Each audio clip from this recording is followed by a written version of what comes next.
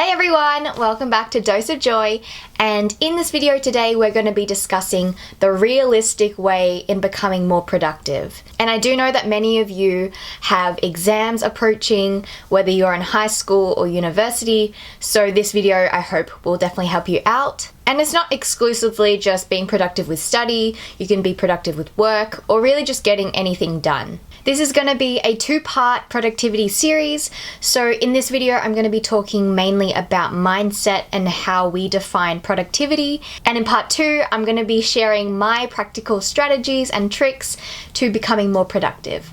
Okay, so the very first thing I want to discuss is what productivity actually is and how we can define it in our lives. I used to think that it was just getting a lot done, usually by filling your day with a lot of activities, and I googled it and the definition's quite similar. It's achieving a significant amount or result. But both definitions don't actually emphasize the subjectivity of the word significant or a lot. Many of us have this idea of a productive person being someone who works non-stop, who does so much in their day and is ultimately productive.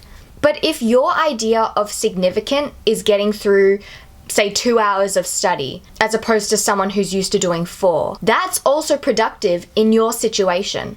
Everyone's standards are different, and I just want to challenge this expectation that to be productive you have to work X amount of hours and do this many things. Instead of the previous definitions of productivity or being productive, I now personally define it as achieving a significant amount or result, but with intention.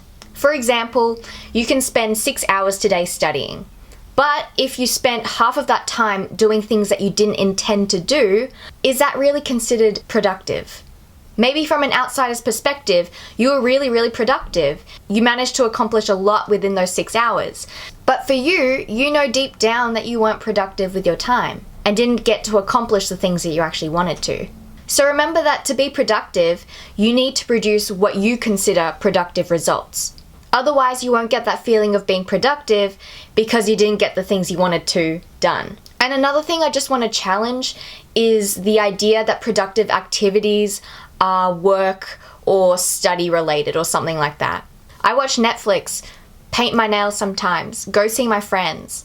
And those things are generally considered to be unproductive or at least not productive. But to me, that idea is pretty bullshit. I say do what you like, but do it with intention. So after finishing that essay, you might want to change things up and watch a Netflix movie, for example. As long as you do these with intention and you actually want to watch something on Netflix and not just to distract yourself, that's being productive. And going back to the idea that achieving a significant amount is subjective, let's take studying for example. Because being productive just means that you achieve what you intended to do, the actual amount of studying is relative to that person. So don't be discouraged if someone says, I only did 4 hours of study, and you're like, wow, that's a lot and that's really productive.